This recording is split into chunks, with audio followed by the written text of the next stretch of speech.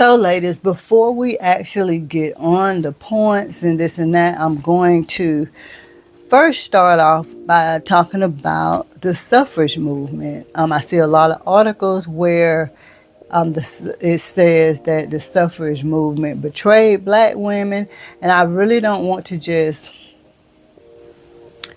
have this message just forwarded or expect it to be just for black women, but my people do come first. Um, so I'm definitely not going to be using that term a lot because I don't want to just box it as to just being for one race of people. But we are the ones who are suffering a lot. And but I want to tell you about the suffrage movement, and I actually learned about this via Kevin Samuels one day when he was talking about it.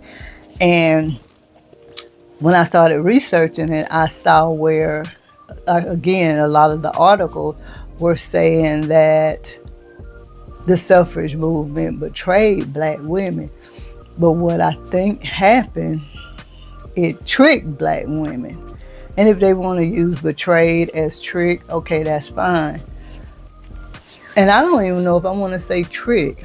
I just feel like because of our upbringing and our raising, I really don't know where it came from. I think it's our history of not supporting each other, not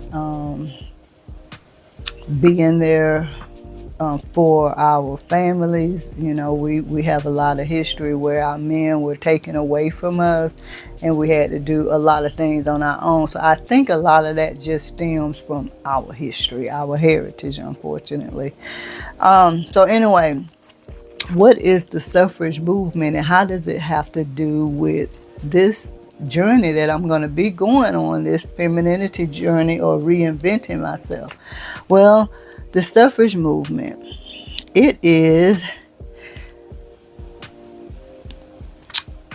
basically developed by two feminists, Elizabeth Cady Stanton and Susan B. Anthony. So those are definitely names that I'm sure you've heard before. These are the two ladies that started the feminist movement. Feminist movement was to empower women to, be able to work, vote, and do things on their own, because back in that time, women solely depended on their man. Their men were the breadwinners and they were the housekeepers. And so Elizabeth and Susan B. Anthony started to fight for the rights of women to be able to vote, women to be able to work, women to be able to just have a voice, right? The influential history of the movement still governs popular understanding of the struggle for women's rights, with no doubt serve as a touchstone for commemorations that will unfold across the United States around the centennial of the 19th Amendment in 2020. These two ladies, they really fought for the freedom and the empowerment of women. The thing is, for black women, because we didn't have the men in our lives,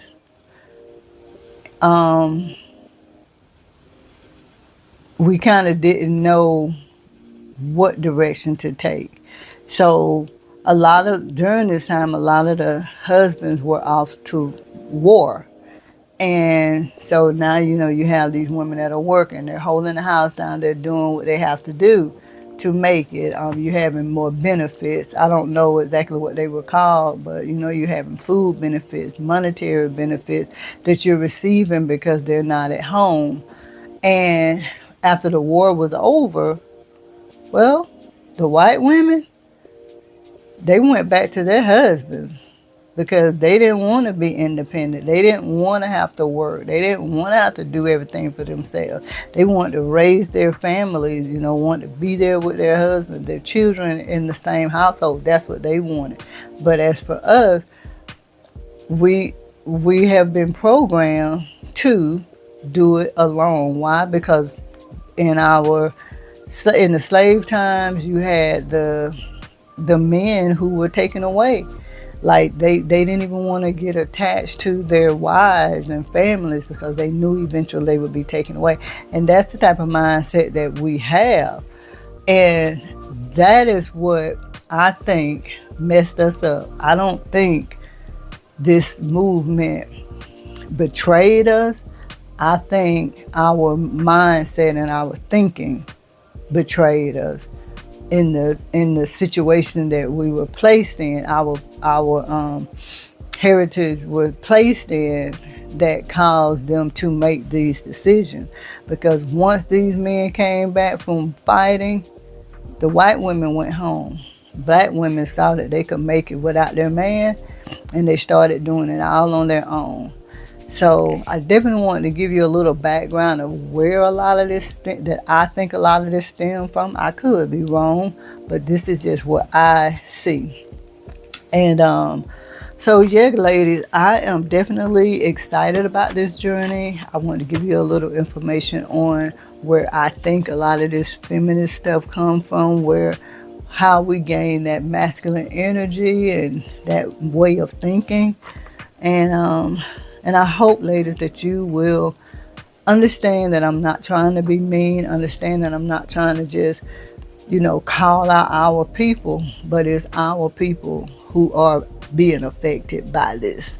So I will be uploading videos throughout my journey weekly, if not once to two times a week at least. I'm going to be showing you, different things that I feel like we can change as women. I'm going to show you the change that I'm making, whether it's, dressing different, smelling different, taking care of myself better in so many different ways. I'm going to take you on that journey, guys. And I'm hoping that I can help at least one person. So, thank you, ladies, so much for listening. Or any of you guys, thank you for listening. Men, hey, you're going to get some really good women. I need for you to be prepared for us once we reinvent ourselves. So thank you so much for listening to Storytime with a Grown Woman. That's swag and the Debbie is silent.